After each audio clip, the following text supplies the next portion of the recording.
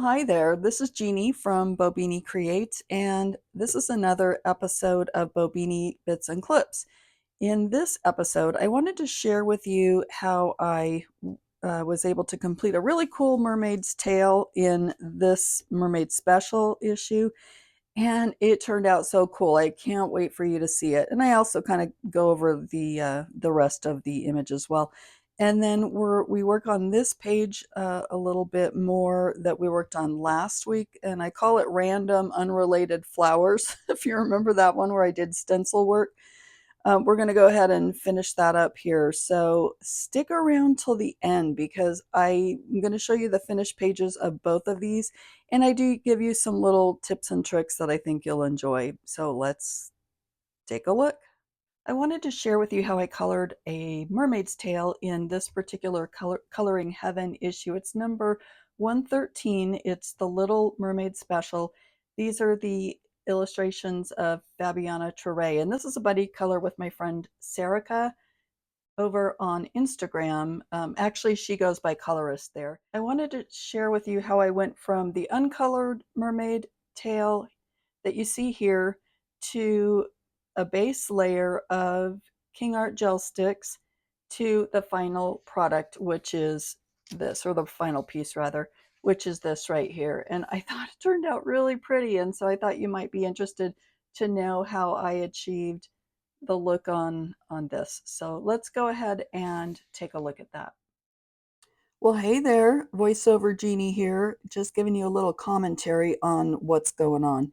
So got the stencil out that I wanted to use, and then I realized I really needed a base layer first. So I start applying a little bit of that gel stick pigment from the palette, and I'm using just sort of a medium tool. And then you see I quickly switch to a larger makeup brush here just so it would apply a little bit faster. And hopefully you can see, I'm not sure if you can, but there's tape, painter's tape on either side of that.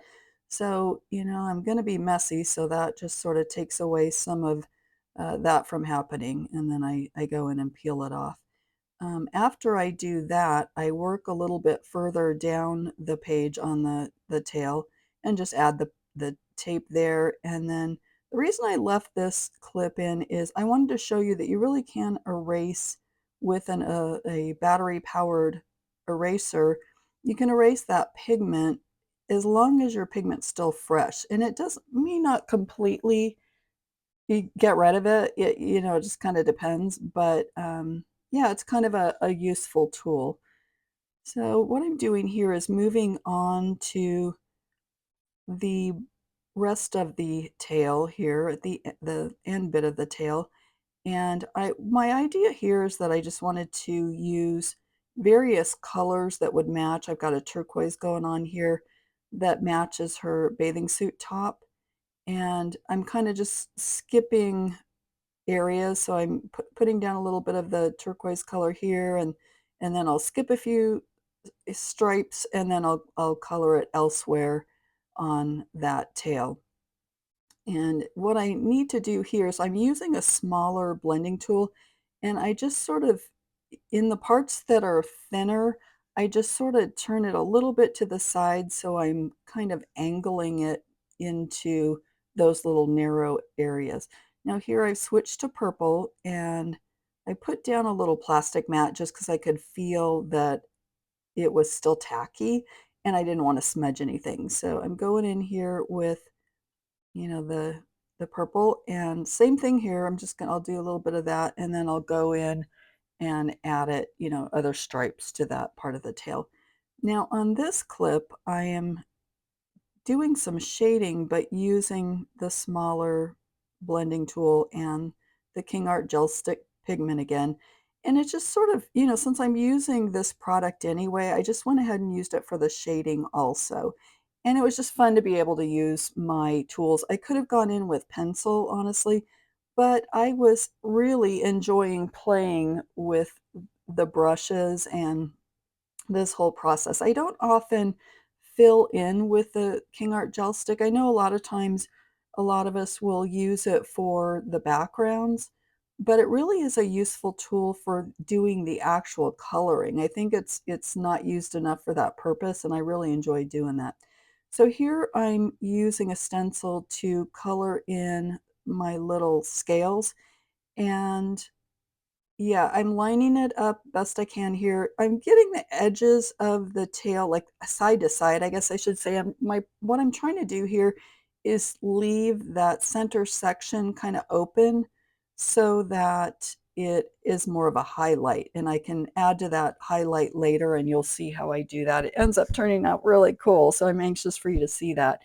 Um, but yeah, and then, I add some of that stencil work, and then I go back in and I do a little bit more shading on the other side, and I use my finger just to kind of smooth it out. It's not, you don't have to be particularly careful here because what I'm going to end up doing in the end, it's just all going to come together and look really smooth and complete, I feel like. So, yeah, just kind of working down the page and, getting all that shaded in.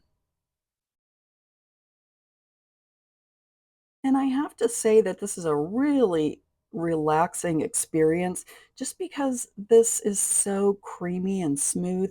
It's just a pleasure to color with. I don't know why I don't do it more often. I need to kind of remember to do that.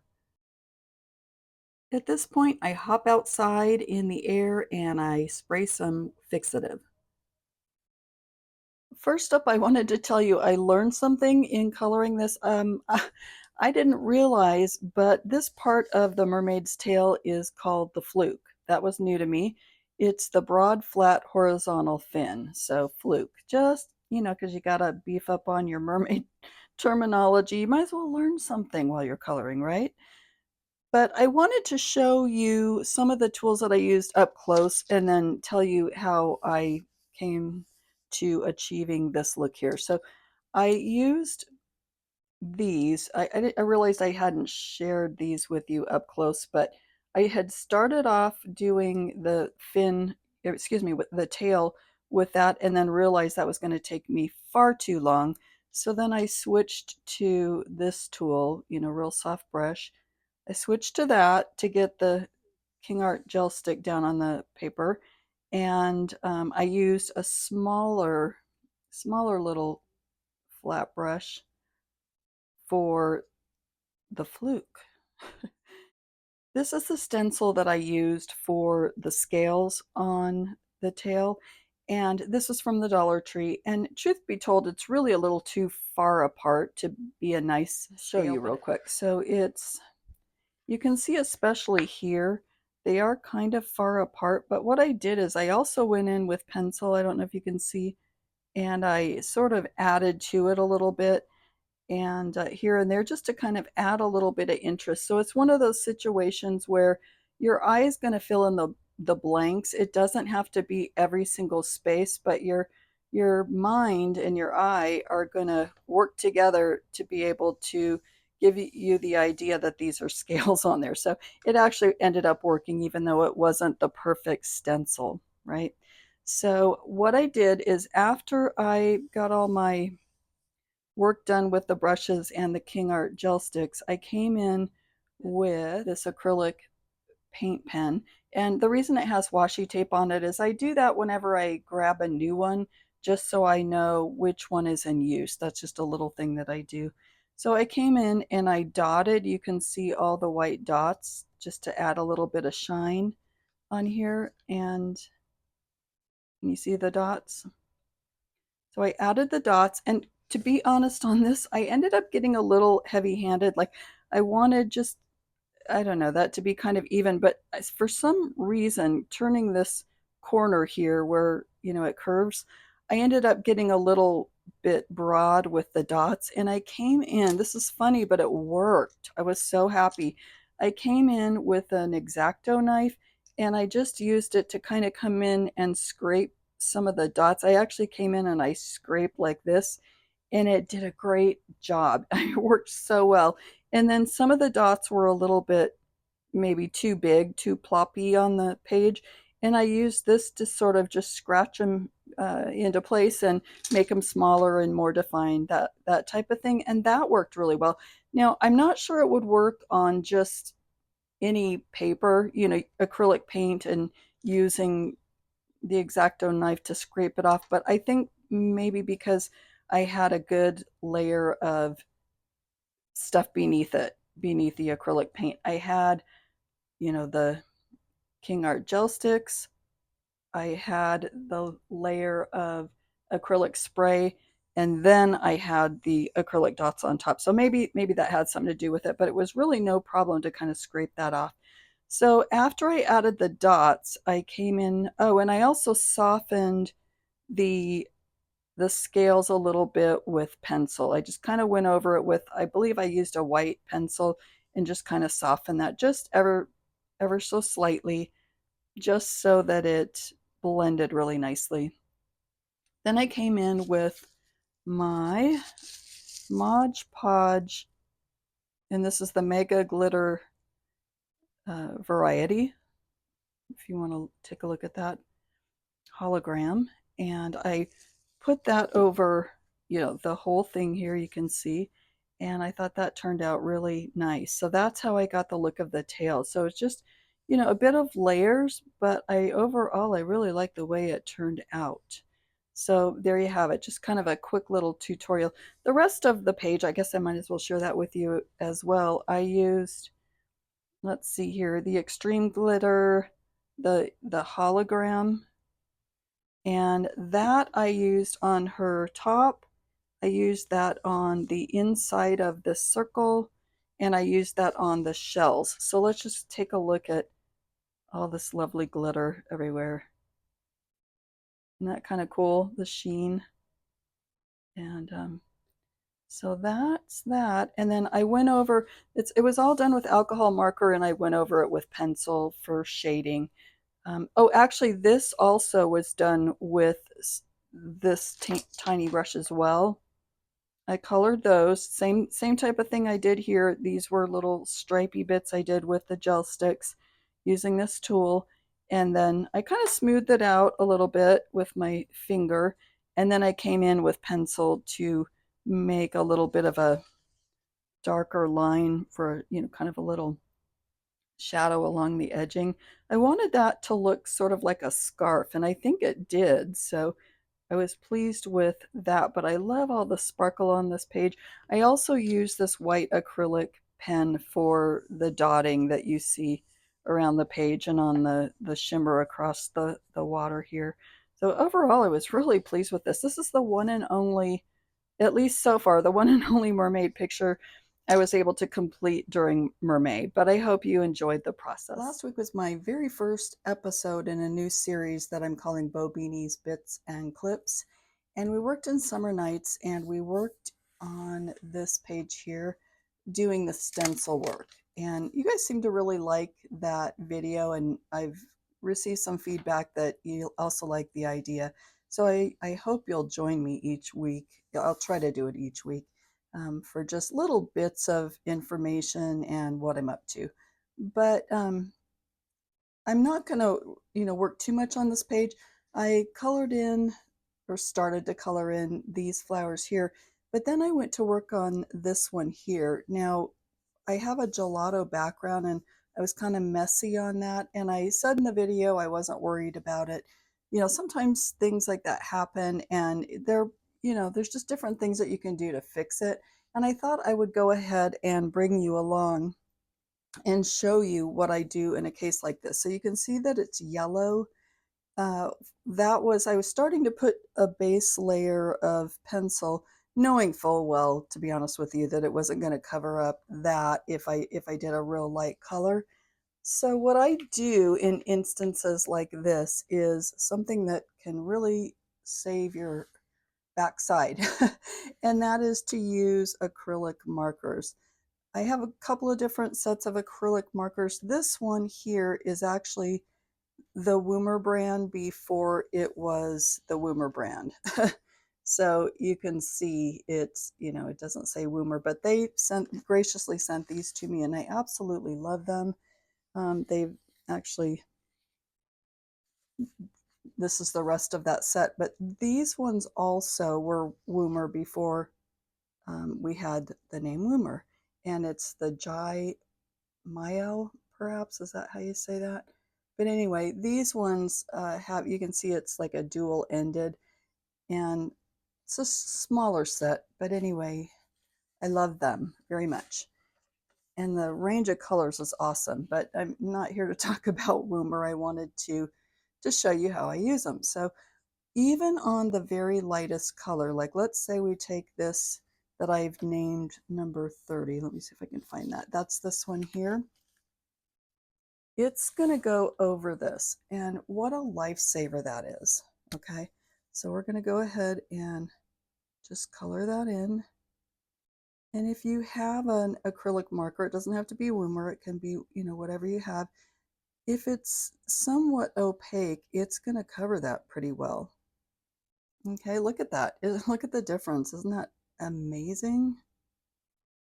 And okay, so let's do the next one. This one has quite a bit of, you hold it up to show you, but see, it's got quite a bit of mess there, right? So we're going to do the same thing here and just fill that in. Actually, we were working on this one. Yeah, so just fill this in. And I like to, I mean, it doesn't matter. You can cover up the black lines or not, whichever you prefer to do. It doesn't really matter. If you like the look of that, then, you know, go around it. But see, that does such a great job. And you can imagine if you used a darker color, it would cover it even better. But I love this. This is an awesome trick.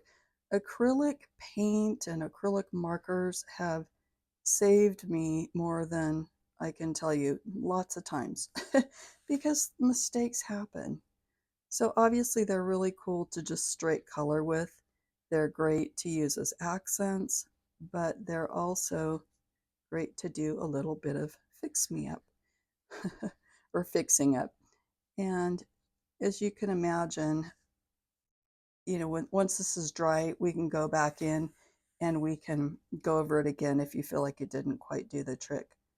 But just a little tip there before I continued working on this page, it just something that came to mind, and I thought, you know what, I'm going to share that with you guys. So hopefully you enjoyed that little tip. I was just finishing up the final bits on this page, and I thought of another little tip for acrylic paint pens, or a couple little tips. So you know that you can use them to dot for interest, and honestly, that adds so much to the page. It just adds whimsy, it's magical, and it also helps disguise some bits on your page. So let's just take a look at some possibilities for that. Like, for example, I'm not in love with this and this, and you know, they're rougher, these little bits of gelato. I love the overall look, but I wish that they were a little toned down, a little less, you know, vibrant maybe.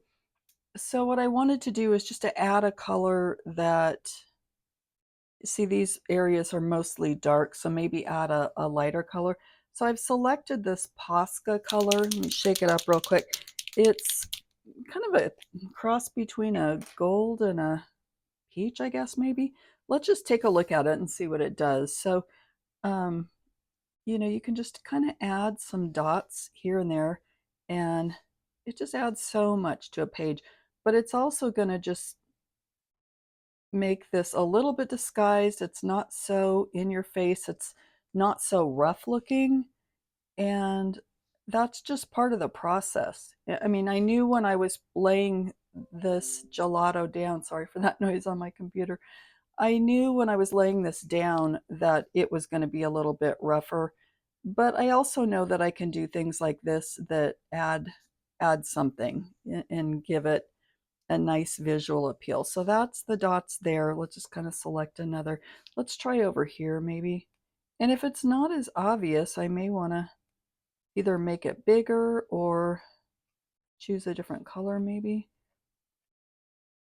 I think I'm just going to keep it at this. Why not? And let's see here. I think that one's okay here. Let's maybe add some here. And I like to try to make them as round as I can, as opposed to just, you know, being really fast with it. I just like the look of that better. It's just a a cleaner and more purposeful look, I feel like. So we'll add those. And already I'm liking it so much better than I did. And I could see that it had so much potential with this. So I'm adding that, almost done here. And try to make them random. You don't want them too lined up, if at all possible. And I like to go over, and I like to go over like the edges. If there's a harder edge, I like to go over those as well. You know what? I'll just go ahead and add a few here because why not? And it's kind of what we're doing. It'll tie it all together. So that's good. And then maybe a little bit here. Be careful not to smudge, but this isn't as obvious. But I really think that's okay. I'm going to look at it here in a second, and I may choose to add another color on the green. We'll see. You know, let me just add a little bit more here as well. This yellow peach tone really works well on this red, doesn't it? So I figure I'll go ahead and finish up with that. And then, yeah, I may go over those green bits with something else. What else could we use? I'm thinking that, you know what, maybe the reverse. Maybe we do more of a red color on that. So let me select something. You know what, it's all trial and error. That's too dark, I feel like.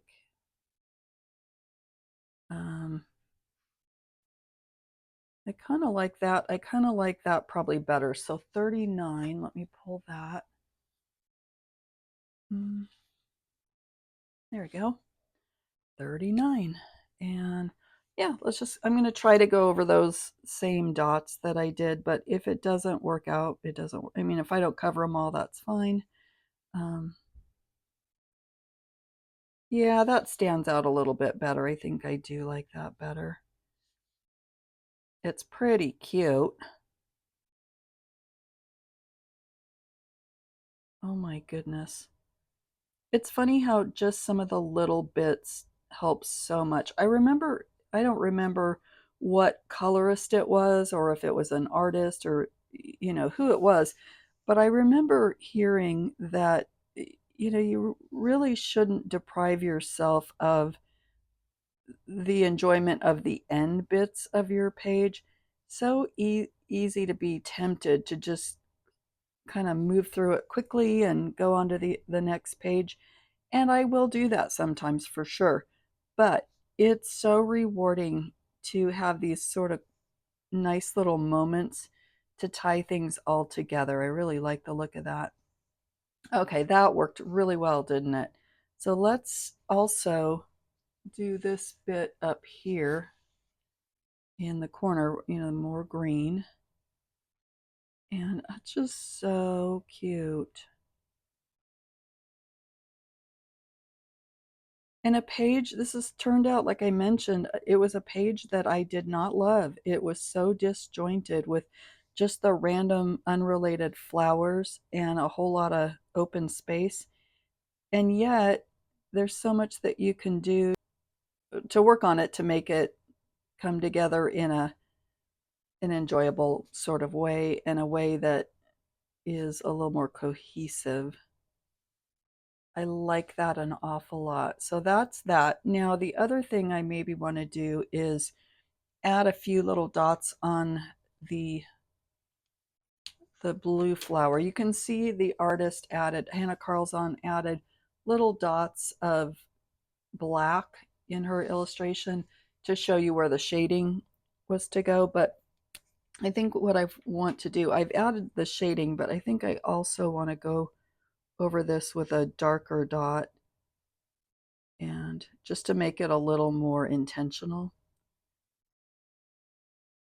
And of course I got to go in and do the stamens on these as well, and then I'm done. I am looking forward to seeing the end result on this one.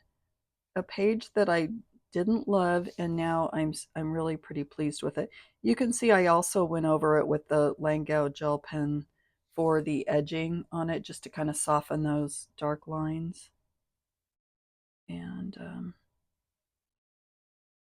you can just do as much or as little as you want, just sort of play with it a little bit. So cute though. Okay, and honestly, I'm thinking I want to do something here too. I think the dark blue will work here as well, and I'm just gonna do some random dots here also.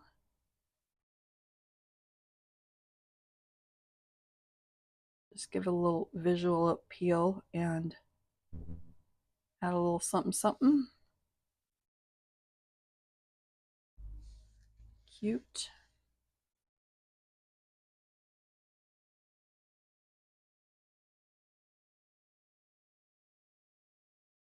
But yeah, I think for those stamens, I'll probably go in with gel pens, glitter gel pens. And what I usually like to do on stamens, especially on Hanna Karlzon pages that are clustered together a lot here in one small area, I like to use a couple of different colors of gel pen, maybe one light, one dark, just so that it's not a blob of one color. Hopefully that makes sense. Actually, I'm going to do the same thing here and add a few dots this time in the center instead of the outside. I'm liking that also. Just adds so much, doesn't it? And it's so simple. And best of all, you get to play, and I do like to play. Okay, I think I'm going to call that good for now. And then if you want, you know what, we might as well finish up and do the little stamen. So let me go ahead and select some gel. While I was away and I was looking for different gel pens to use for these stamens, I got bit by a bug. And the bug that I got bit by is, that bug that tells you less is more, but then the bug tells you, actually more is more. Well, yeah, that happened. So I came in and I added a lighter little triangular section to these petals here. I added some dots to the leaves here and also here. I added some dots and lines to that flower. I think that's all I did, but yeah, I had a little bit of a detour there, but I'm okay with it. you know, that's part of the fun, guys.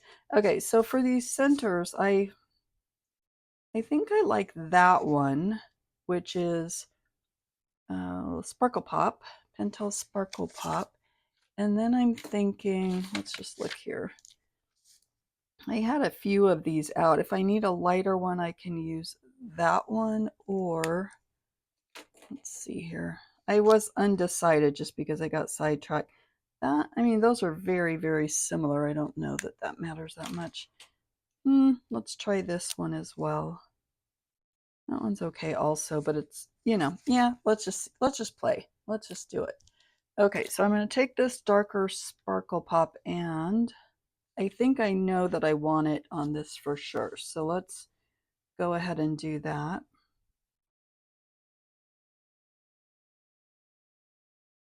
I love these darn things. So I hope you guys are finishing up for the end of the month. It snuck up on me. And I don't know that I'm going to have all that many to share. It was more that I kind of like this experience where each page just sort of took me away, and I didn't necessarily, my number's not going to be a high number of completed pages, but rather um, just some pages I really enjoyed working on, I guess. Okay, so got that one done, and then what I like to do here is let's just add here and there, and I just kind of like to break like I said, on these clusters, I kind of like to break those up with different relating colors and kind of in the same family. And that way each one of those stamens just sort of stands out on their own. Okay, we'll call that good. Let's go in with that lighter Tamnet glitter gel pen, see what happens there. Yeah, see, that makes it a bit different. And so we'll just kind of go like that here and there. Doesn't really matter. It's not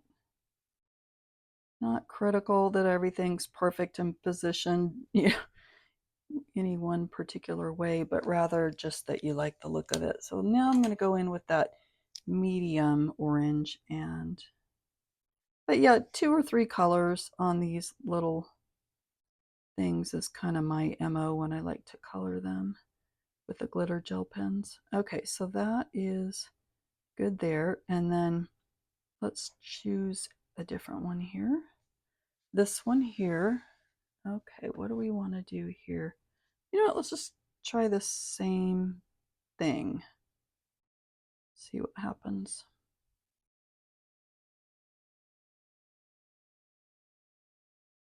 Okay, so we've kind of broken those up a little bit. Yeah, let me do that one as well. And now I'm going to go in, I think, with that darker Pentel and do that.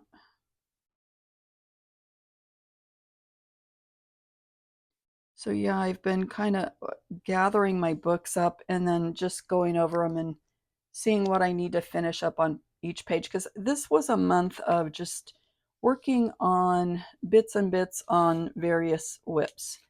And so yeah, there's some of them I know for sure I need to finish up. That they're maybe almost complete but not quite. So today's what I don't even know what the date is today, the 29th, I think. Yeah. And so yeah, I've got a couple more days, a few more days to finish things up. Then I like to go in, and if I forgot to record anything in my coloring journal, I like to do that as well, just because it's nice for me to be able to reflect back on later if I can't remember what I did, but I wish I remembered what I did. I can go back in the coloring journal that I keep for myself and just see the different things that I used. And I'm starting to get a little bit more detail in there. It used to be that I would just write what I used and who I buddy colored with, but I'm starting to go in there now and choose. Love that little section right there, but I think that needs pencil. You know what? I don't care. I'm going to use this gel pen. But yeah, I'm starting to write a little bit more detailed on what I'm doing, just because I find it useful to go back in my journal and see that I used this on this part of the page, this on that part of the page. So I'm trying to keep a little bit better notes than I have in the past. Okay, well, I've got my gel pens out. I think one final thing I want to do is maybe trace over these center lines. I started to do that with the Langau gel pen and I just didn't love it.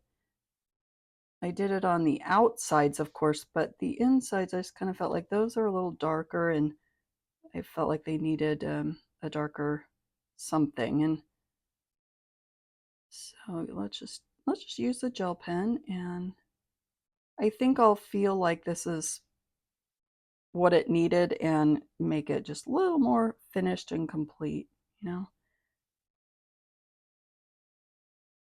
Okay. Some of those, like here, you can see that gel pen, the Langau gel pen it had a little bit of a rough time covering up these outlining these flowers, but I think the reason for that might have been because it was sprayed with the workable fixative. I have a feeling that's what it was. I'm not sure, but it didn't really want to stick, and I had to really work on it a bit to get it to flow. Like I'd scribble a little bit, get it flowing, and then I'd go in and I'd outline, and I'd have to go back and forth like that. So anyway, I think we'll call that good. And yeah, I like it. So thanks for joining me on today's video. Between last week and this week, we actually covered a lot of this page in the Bobini Bits and Clips episodes 1 and 2. here, and so I'm glad to see it finished. That was so much fun. Anyway, thanks so much for joining me, and if you have, a favorite tip or trick or anything that you use in your journey of coloring, with acrylic pens or anything else for that matter, or if you have any other comments, leave it down below. I always love reading the comments section. So thanks again. We'll see you next week. Bye now.